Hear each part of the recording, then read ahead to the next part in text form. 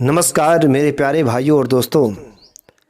हिंदू धर्म में नाग की पूजा की जाती है और हम सभी लोग उन्हें देवता मानते हैं। यह एक बिहार की घटना है जिस कहानी को आप सुनेंगे तो आपकी रूह कांप जाएगी, आप दंग रह जाएंगे। क्या ऐसा भी हो सकता है?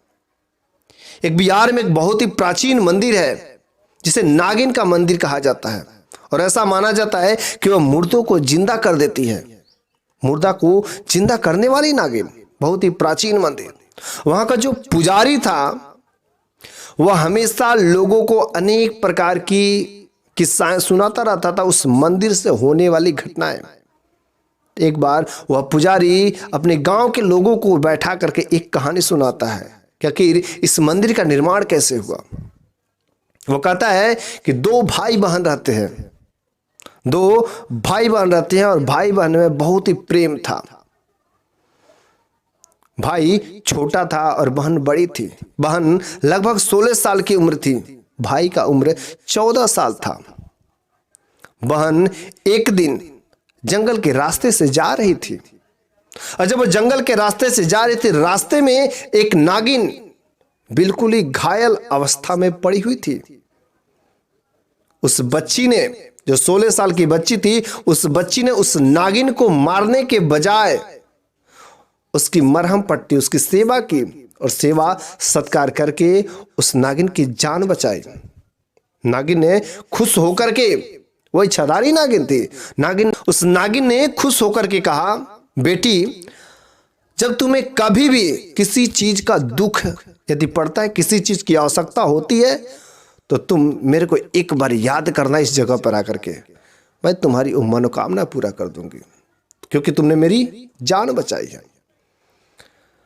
तो उस लड़की ने कहा, ठीक है। समय आने पर उसका भाई महज 14 साल का और एक दिन मार्केट में किसी लोगों से हाथापाई, हल्का सा झगड़ा होने की वजह से काफी लोग उसके भाई को बहुत अधिक पीट दिए, मार दिए और बेचारा वहीं पर दम तोड़ दिया, मार दिया।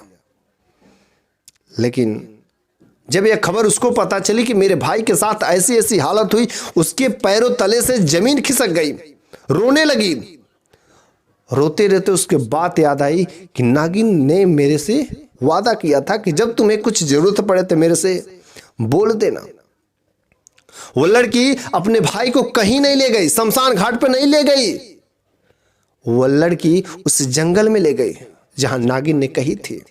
वहां पर जाकर के नागिन को याद करती है। वो नागिन प्रकट होती है। वो नागिन बोलती है, बोलो बेटी, तुम्हें किस चीज की जरूरत पड़ गई? तो बोलती, मेरा भाई मर गया है। वह नागिन कहती है कि नहीं, ध्यान से देखो, तुम्हारा भाई मरा नहीं है, वह गहरी निद्रा में है, सोया हुआ है। जब उसे वो लड़की जगाती है तो वास्तव में उसका भाई जीवित हो जाता है और तब से वहां पर गांव के लोगों में काफी हड़कंप मच जाती है। इसका भाई तो मर गया था, बहुत ज्यादा चोट लगी थी, लेकिन सब कैसे ठीक हो गया।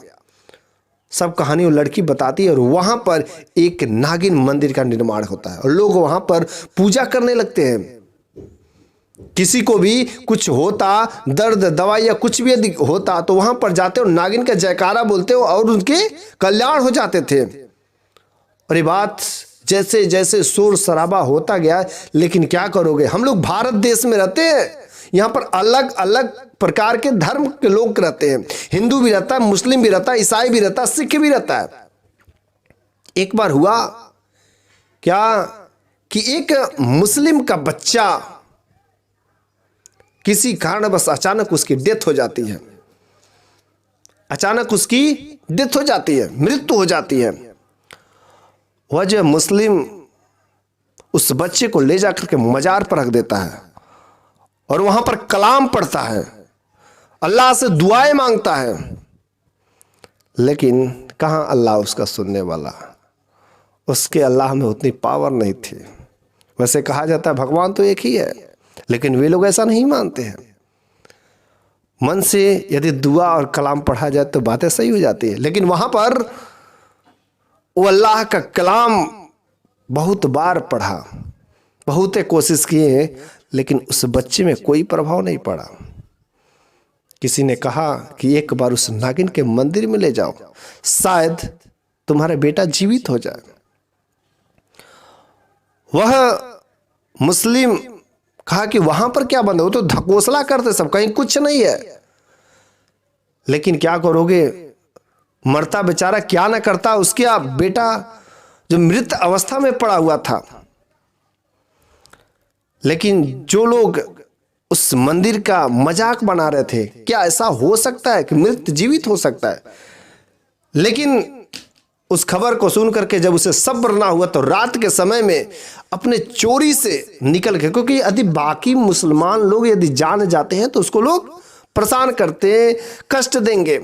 लेकिन रात के समय में वह चोरी से अपने बेटे का दाह संस्कार न करने के बजाय मृतक अवस्था में लेकर के उस नागिन के मंदिर पर चला जाता है और पुजारी से बोलता है मैं मुस्लिम हूं, और मजार पर ले गया था, लेकिन मेरा बेटा मर गया है। लेकिन मैंने सुना है कि यहां पर इस नागिन की कृपा से मृतक भी जीवित हो जाता है।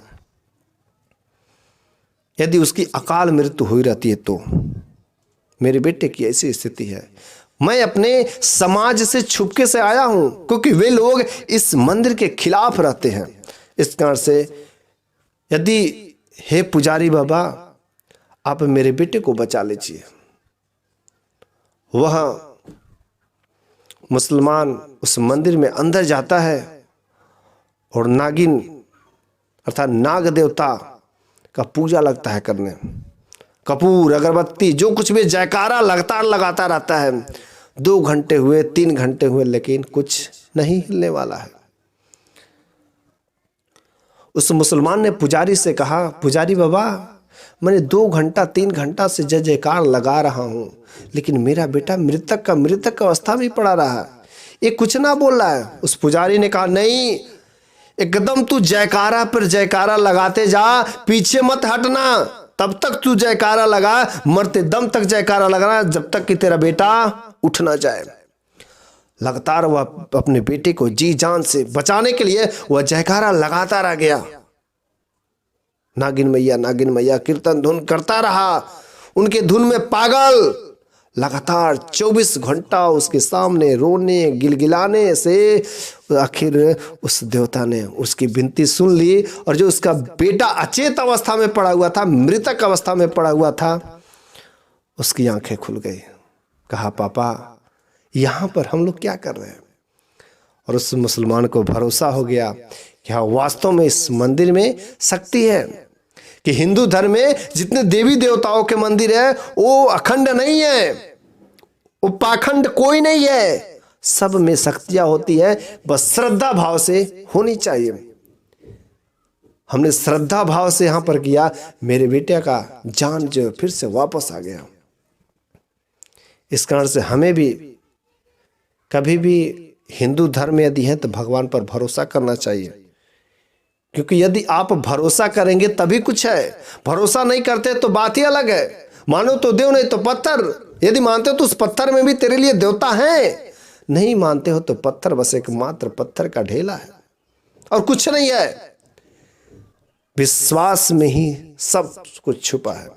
यदि आप भगवान पर भरोसा करते हैं, विश्वास रखते हैं, तो उस पत्थर में भी आपके लिए भगवान है, और वह पत्थर जो है आपको बहुत कुछ दिला सकता है, आपकी मनोकामना पूरी हो सकती है। लेकिन विश्वास होना चाहिए कि यहाँ भगवान है, हर मंदिर में भगवान है।